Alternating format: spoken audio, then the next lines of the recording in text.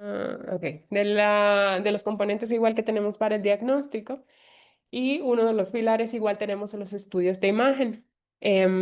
Como en la mayoría de los tumores del sistema nervioso central, tenemos que la resonancia es de gold standard para el diagnóstico de estos tumores y hay ciertas descripciones que están asociadas a una lesión típica en un glioma difuso de línea media. Entonces, esta va a ser en T1, hipointensa.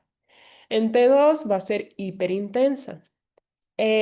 Por lo general afecta más del 50% del puente y suele tener alta perfusión y una restricción a la difusión. Esto principalmente en las lesiones pontinas. Las lesiones no pontinas, es decir, aquellas que nos van a afectar el tálamo o alguna otra estructura de la línea media, incluyendo pues lo que es la médula, vamos a tener estas mismas características de hipointensidad en T1 e hiperintensidad en T2. Pero ¿qué pasa con estas lesiones que las diferencian de las de puente?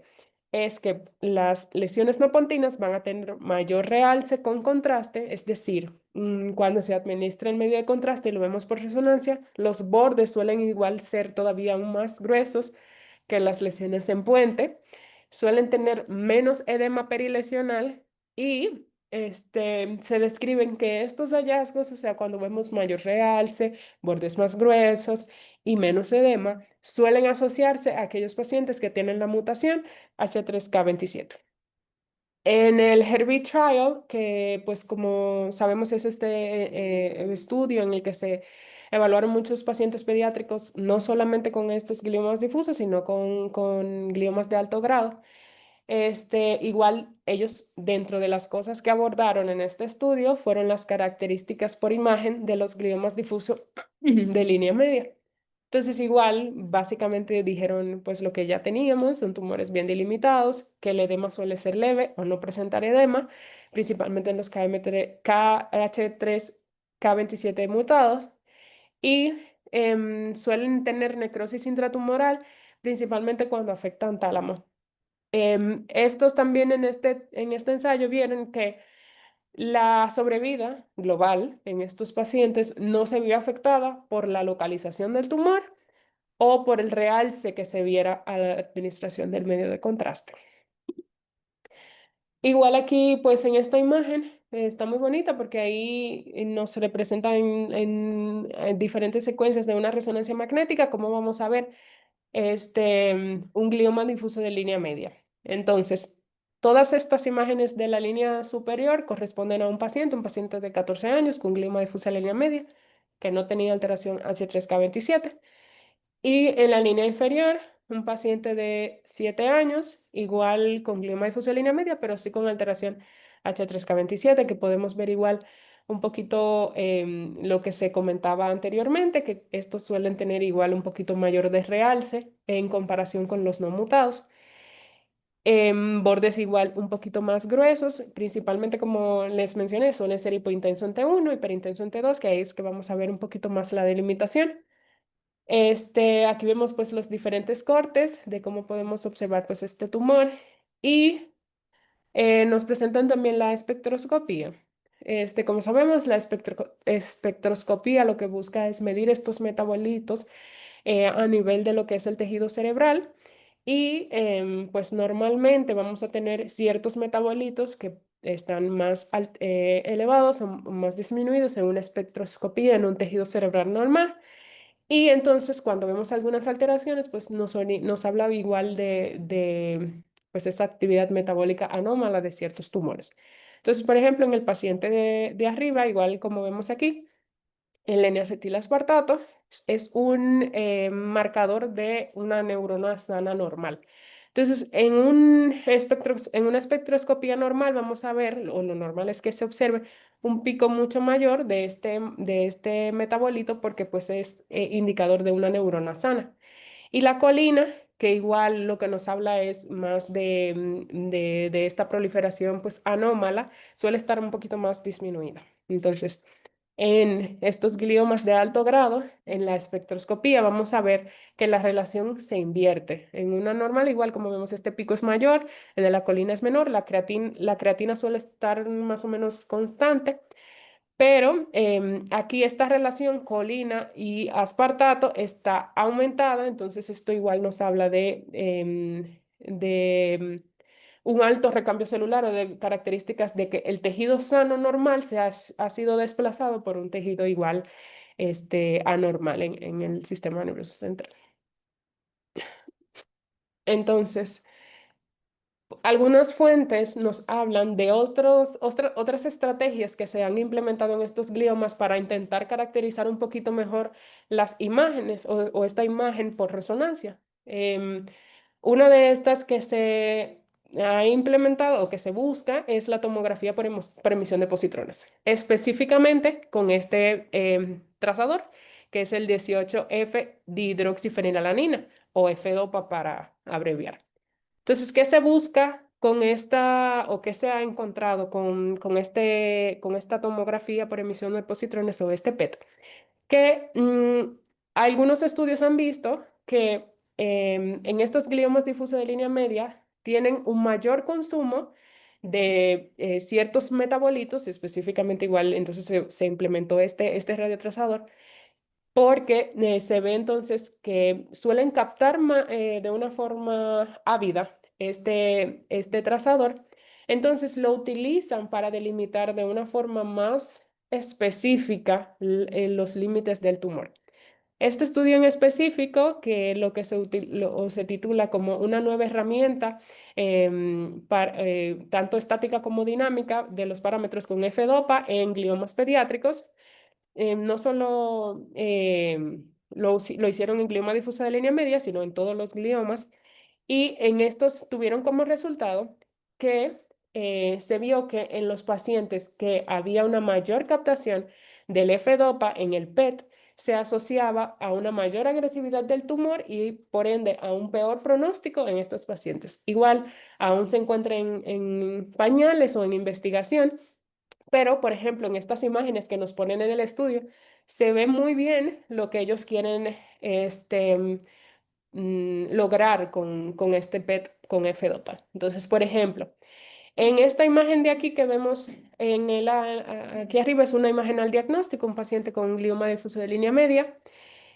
Lo trataron con radioterapia, le hacen una imagen de seguimiento a los 9 meses, como vemos igual son en T2, se ve un poquito más, o sea, no se delimita tanto la imagen, esto fue a los 9 meses, e igual para el estudio a los 9 meses se le hace el PET con F-DOPA. Entonces, igual como vemos, estas dos imágenes corresponden al mismo tiempo en la evolución del paciente. Sin embargo, vemos como con el PET con F-DOPA se puede delimitar mucho mejor la imagen que no se pues, delimita de forma tan adecuada en la resonancia. Igual aquí vemos al diagnóstico, un paciente, en esta se lo hicieron al diagnóstico y luego ya en el seguimiento le hacen al diagnóstico su PET. Aquí vemos, por ejemplo, pues la captación que tenía el tumor al diagnóstico. Aquí igual, luego de radioterapia, igual a los 9 meses, vemos cómo igual se ve una disminución en el tamaño de la lesión, pero no se delimita de forma tan específica como aquí vemos en el PET con F-DOPA. Igual si comparamos el diagnóstico y al seguimiento se ve pues una disminución importante en la lesión, pero si lo comparamos con resonancia igual vemos que pues se delimita mucho mejor. Entonces, ya hablando de las imágenes, ¿qué factores en un paciente nos van a conferir un pronóstico favorable versus un pronóstico desfavorable? Entre los factores que se han identificado como favorables son pacientes menores de 3 años, en los que su duración de los síntomas es más, digamos, insidiosa, una duración mayor a 3 meses, que tenga ausencia de parálisis de nervios craneales o de involucro de tractos largos, que tenga una disminución en la necesidad de nosotros administrar esteroides, mejoría de los síntomas neurológicos y que tenga la alteración 3.1, que como vimos confiere igual un mejor pronóstico. Además de esto, una reducción del volumen después o tumoral después de la terapia que se implementa en el paciente. Y pronósticos que se han identificado como desfavorables, tenemos una edad mayor a 10 años, que la duración de los síntomas sea más aguda, menor de 3 meses, que tenga una perfusión aumentada, que tenga realce en anillo, que tenga restricción a la difusión, que esta por espectroscopía, como le comenté anteriormente, que este ratio o esta relación colina-aspartato sea mayor de 2,1, que tengan la mutación 3,3, mutación del P53, que tengan diseminación leptomeningia o enfermedad metastásica, y igual que aparte de estos cambios que vimos en la espectroscopía, que tengamos detección de lactato o de N-acetilaspartato por espectroscopía. En cuanto al tratamiento, tenemos que una de las principales dificultades, como hemos visto a lo largo de la clase, es la inelegibilidad para la resección de estos tumores por su localización. Además de esto, como mencioné también en la introducción, la barrera hematoencefálica intacta igual confiere una mayor dificultad para la administración o la penetración de los agentes quimioterapéuticos, y además, biológicamente, estos tumores suelen tener una heterogeneidad, por lo que hacen un poquito más difícil el tratamiento. Sin embargo, a pesar de esto, la radioterapia es el estándar para el tratamiento de estos tumores. No solo provoca pues un alivio temporal, sino que igual le aumenta un poquito la supervivencia unos meses. Sin embargo, durante estos meses de radioterapia, igual todavía la calidad de vida de estos pacientes es baja. Entonces, em, la mediana de supervivencia de estos pacientes tratados con radioterapia suele ser de 9 a 12 meses. Sin embargo, una vez terminado el tratamiento, el tiempo para progresión suele ser de 5 a 9 meses, y el 90% de los pacientes fallece dentro de los 2 años del diagnóstico. ¿Cómo se da esta radioterapia? La radioterapia suele ser de intensidad modulada focal de 54 a 60 grays, divididos más o menos en sesiones de 1,8 a 2 grays por día por 6 semanas. Y como mencioné, mejora los síntomas, retrasa la progresión de más o menos un 70-80%. Sin embargo, esto es un efecto que es transitorio, y por lo general, en menos de 6 meses tras finalizar la radioterapia, suele haber una recurrencia. En este estudio, en el que se evaluaron las diferencias y factores pronósticos en la supervivencia entre niños y adultos con mutación H3K27, con gliomas difusos de línea media, aquí pues se enfocaron también en otras cosas, pero hablan de ciertas diferencias o cómo les fue a adultos y niños, también con las diferentes estrategias de tratamiento.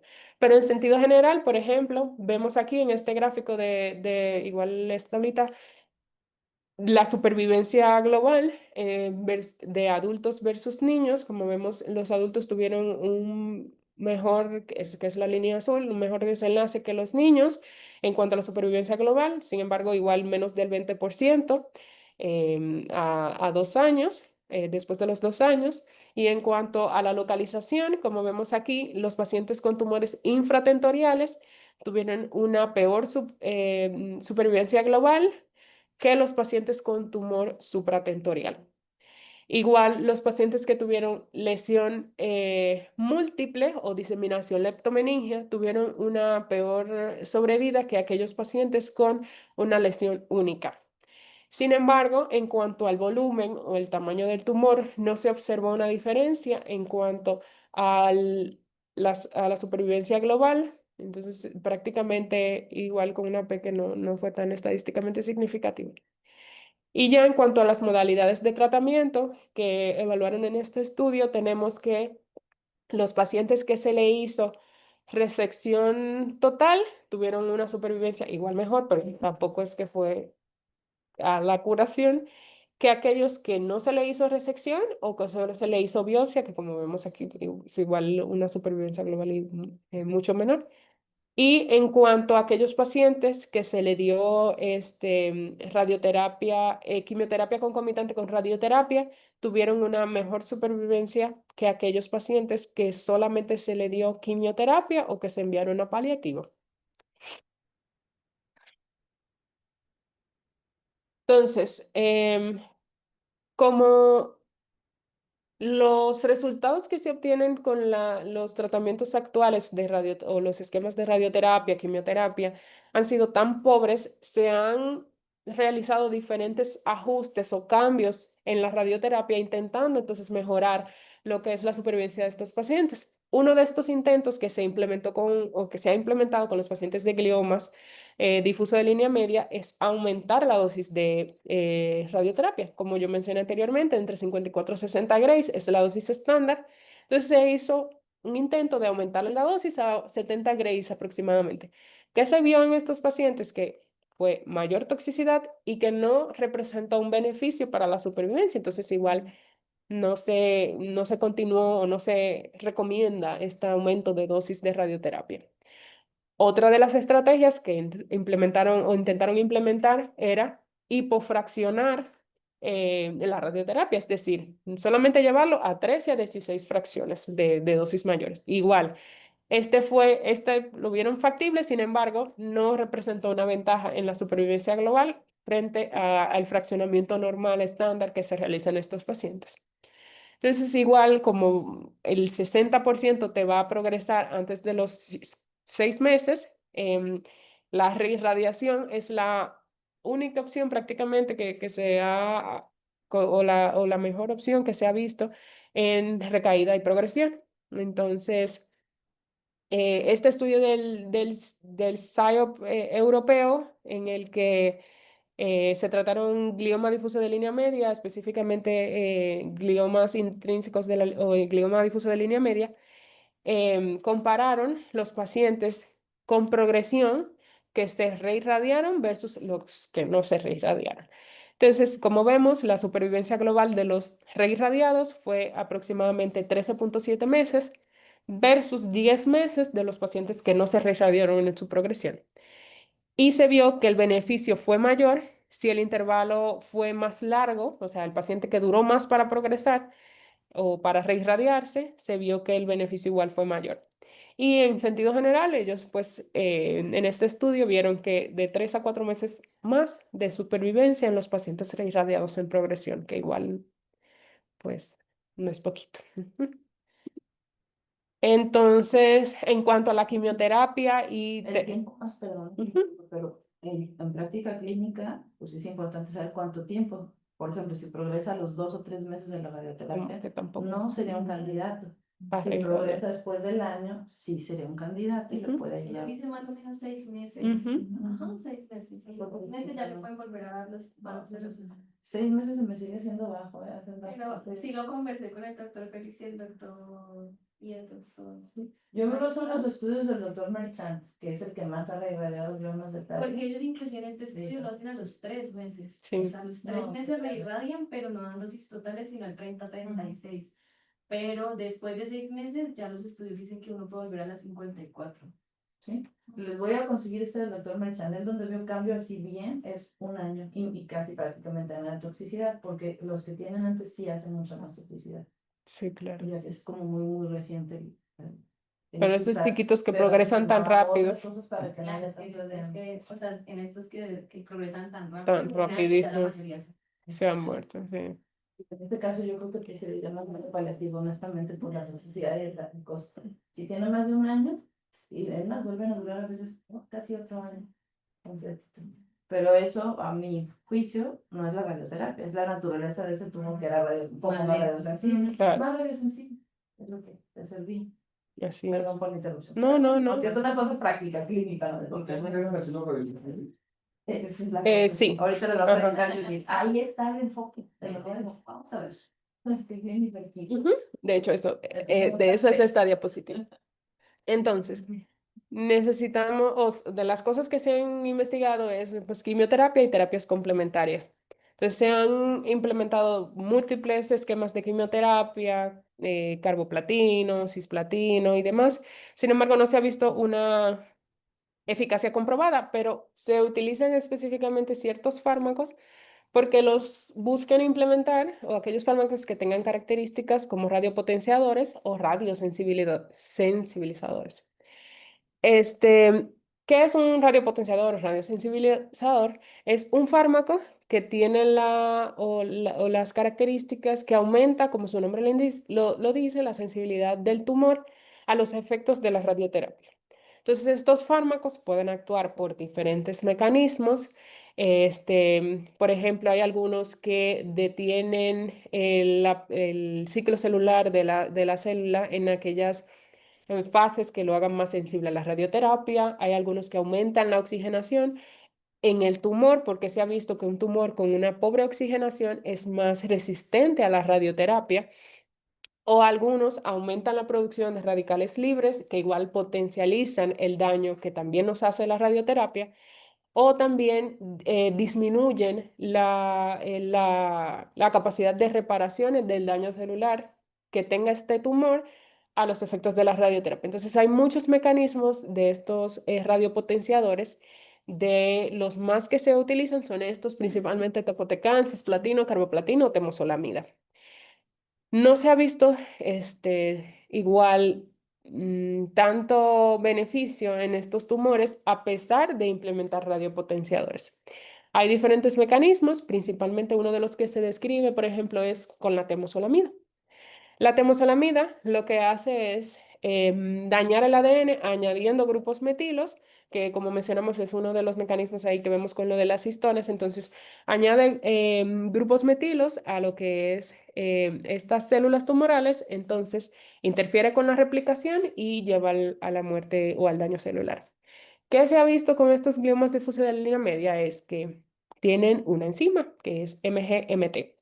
Entonces, cuando esta enzima no está metilada, lo que hace es que le proporciona la capacidad de, vamos a decir, este de daño que hace la temozolomida de añadir estos grupos metilos, la MGMT no metilada le ofrece como un mecanismo de escape o de reparar este daño que hace la temozolomida. Entonces, como se ha visto que estos tumores tienen este promotor no metilado, invalida igual la temozolomida y de cada uno igual de estos radiopotenciadores igual tiene su mecanismo por el cual se ha visto que no tiene mayor efecto en el glioma difuso de línea media. E igual se han implementado esquemas con quimioterapia adyuvante o no adyuvante, como con carboplatino o cisplatino. Inclusive se han utilizado protocolos meduloblastoma light, con metotrexate, igual a altas dosis de platinos, pero tampoco se ha visto una mejoría. Aumenta la toxicidad de estos pacientes sin representar una mejoría en la supervivencia global o libre de progresión. También se han visto en algunos protocolos, inclusive con el uso de la isotretinoína combinado con estos radiosensibilizadores, pero tampoco se ha visto igual una mejoría en la supervivencia global en estos pacientes. Este, esto me parece muy interesante porque no tenía conocimiento, la doctora pues me lo mencionó, es algunas igual terapias complementarias que se utilizan en estos tumores, como es el trióxido de arsénico. Entonces, como conocemos bien, en la leucemia promielocítica, que ocurre una detención en la maduración de las series de la línea mieloide, tenemos que, por la translocación o el gen de fusión PML-RAR alfa, entonces se bloquea esta diferenciación y con el ATO y el ATRA, pues nosotros lo que revertimos es este bloqueo en la maduración. Esta translocación PML-RAR alfa, o específicamente la parte PML, se ve que en los cuerpos nucleares, este PML que se observa en los cuerpos nucleares, es parte de esta translocación que pues está involucrada en la detención y la diferenciación. Entonces, esta PML de los cuerpos nucleares se ha identificado en los gliomas difusos de línea media. Entonces, los investigadores vieron, tenemos PML en cuerpos nucleares, igual que en la leucemia promielocítica, entonces pudiéramos implementar trióxido de arsénico para intentar arrancar esta maduración o inducir esta maduración en los pacientes. Y se vio que esta PML en los cuerpos nucleares se vio específicamente en los gliomas con la mutación 3.3, no tanto en los 3.1. Entonces, se vio que, pues, pero todo ha sido en estudios preclínicos, pues en ensayos ahí de laboratorio, en celulitas, que el ATO restaura, Pero eso es esperanza. claro, restaura y degrada estos PML, provocando entonces muerte celular. Aquí, por ejemplo, en este gráfico, se compara aquellos pacientes, por ejemplo, este de aquí arriba es el H3.3 wild type, es decir, no mutado. Y aquí abajo vemos el H3.3 con perdón, K27M. Entonces, como vemos aquí en la imagen, aquí nos compara los no mutados tratados con el trióxido de arsénico y no tratados con el trióxido de arsénico. Y en la parte inferior, los mutados tratados con trióxido de arsénico y no tratados. Entonces, como vemos aquí, compararon al primer día las siembras pues, de estas células tumorales, al cuarto día y al octavo día. Como vemos en los no tratados, a pesar de que en los no mutados, a pesar de que le pongamos el trióxido de arsénico, vemos cómo la proliferación celular continuó y al octavo día, a pesar de que lo tratemos con el trióxido de arsénico, la proliferación celular fue importante. Y en los sí mutados, como vemos aquí, en los tratados con el trióxido de arsénico, al octavo día, como vemos, la proliferación fue mucho menor, indujo a la apoptosis en gran medida de las células tumorales si los comparamos con aquellos que no se trataron con trióxido de arsénico. Igual aquí vemos pues los gráficos, aquí en grisecito, aquellas células o midiendo ya el número celular de células tumorales en los tratados con el trióxido de arsénico y a aquellos no tratados como al octavo día pues continuó con su división o su multiplicación exponencial. Entonces igual como dice la doctora, esto representa, todavía son estudios preclínicos, pero representa una esperanza en el tratamiento de estos pacientes con este tipo de gliomas. En cuanto a la cirugía, igual como hemos visto, la resección es difícil o el abordaje quirúrgico es difícil en estos pacientes. En este ensayo Herbie que les he mencionado varias veces de de gliomas de alto grado, no se mostró o no se evidenció una tasa diferente de supervivencia según el enfoque quirúrgico que se le diera al paciente. Sin embargo, los que presentaron una resección casi total tuvieron una supervivencia por más tiempo, reportado principalmente en este ensayo, pero como vemos en el otro ensayo que mostré, la supervivencia igual sí fue mayor, pero no representó pues una supervivencia pues tan superior.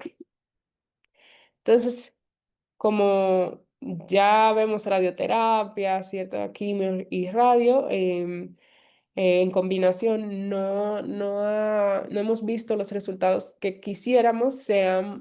Hay muchos estudios o ensayos que están en fase preclínicas, otros en fase clínica, que se están pues implementando principalmente nuevos tratamientos citotóxicos para mejorar la supervivencia global y la calidad de vida de estos pacientes. Dentro de estos, por ejemplo, esta tablita aquí nos pone algunas terapias preclínicas. Principalmente aquí tenemos, por ejemplo, las actuales, que tenemos radioterapia, quimioterapia. Y en estudios preclínicos tenemos inhibidores del PCR2, inhibidores del CDK4. Ujú. Es súper vital en los dos y por ejemplo son comités. Sí. Y tenemos otros inhibidores como el del BM1 que también mencionamos, Ticarcels o algunos otros esquemas de quimioterapia, principalmente son con carboplatina, pero como hemos visto no ha representado pues mayor beneficio. Entonces, El de abajo también se me hace muy interesante. El de abajo, porque ese. de la radioterapia. Sí, si quieres explicarles poquito, ese se me hace también como muy interesante. Pues Sí. este es más como se le dice como marcado con anticuerpos o radio. Literal, sí. Ujú, Es un radiofármaco con un anticuerpo que va y se pega solo al puro tumorcito, ujú. digamos, y está como promovido por la misma resonancia magnética, o sea, De o por hecho, la sí, bueno, magnetismo. ajá, de hecho es el seguimiento más big que en este lo hacían a través como de PET. Sí. Entonces igual veían, no abundé mucho realmente en este, doctora, pero sí lo que vi era como que se utilizaban, como usted explicó, este antígeno que ya viene predeterminado para tener esta predilección por el tumor y lo pueden observar, pero Como el principalmente a neuroblastoma, través ¿te acuerdas de que PET. los Ujú. blastomas? Haz de cuenta es algo parecido. Ujú. O así lo entiendo yo, porque tampoco es que sea y soy experta en eso, pues no lo he leído solamente, pero me pareció algo de lo que, bueno, es poca toxicidad para el cuerpo Sí. y se puede o no combinar con radioterapia. Ujú. Aunque igual, como ahí mencionan, la supervivencia igual no es Ajá. tan superior. Se ve que pues normalmente 11 meses con este tipo de terapias, 15 meses, que igual pues Ujú, un poquito ujú. más, medio año más, pero ya no lo tienes que reirradiar. O Eso sea, sí, digo, no va a ser lo único. Bueno, sí, ¿no? sí, sí, Yo claro. le tengo un montón de esperanza de lo de disrupción, o sea, quitar la barrera hematocefálica un periodo de tiempo para que le sirva. Ujú. Que también hay varios que se está escribiendo eso, no nomás en este tumor, eso es como en el abordaje en global de CNC, los radioresistentes, o sea, o que la barrera hematocefálica no les Ujú, ujú. funciona. Entonces, así es.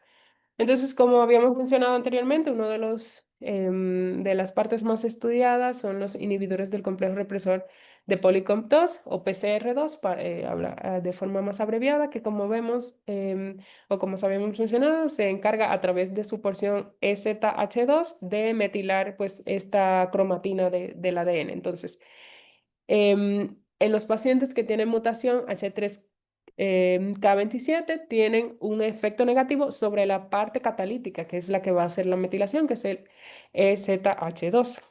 Entonces, en diferentes estudios lo que se ha visto es que si probaron un inhibidor de esta subunidad en específico del PCR2, entonces, ¿qué se vieron? ¿Qué se vio en este estudio con este inhibidor del PCR2? Que las líneas celulares primarias tuvieron una reducción en lo que es la proliferación y disminución en la metilación, específicamente porque inhibe esta parte del EZH2 del complejo de PCR2, no metila pues esta parte de aquí de la histona y ayuda a que pues haya una mayor apoptosis en estos pacientes.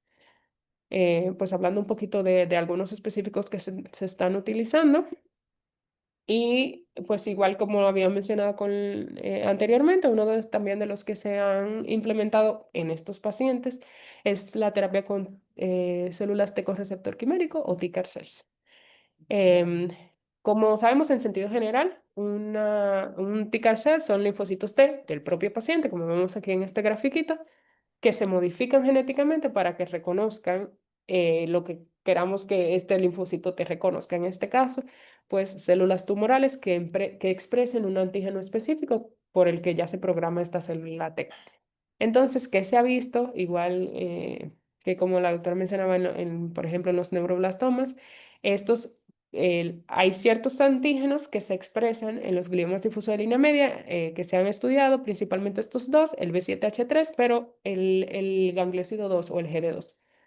Entonces, en células T modificadas genéticamente para reconocer estos antígenos en específico, se ve que puede o se ha visto que puede dirigirse de forma personalizada a estos antígenos tumorales.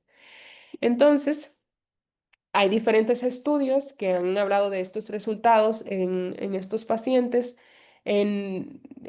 pues en estudios más con ratas, es que he visto, en- con terapia de T-CAR cells. Entonces, en este estudio en específico se utilizaron ratones senoinjertos, es decir, implantaron células tumorales humanas de glioma difuso de línea media, pero en este ratoncito. Entonces, em, los hacían estas células T dirigidas específicamente contra GD2 y se le administraba al modelo murino, al ratón seno injertado con el tumor.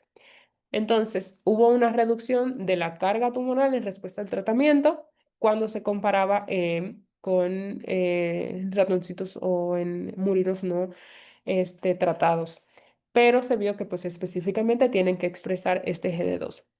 Y en muchos de estos casos también se complementó entonces este tratamiento con ticarceas, con quimioterapia, y pues igual se vio que todavía se potencializaba más que en aquellos solamente tratados con ticarceas.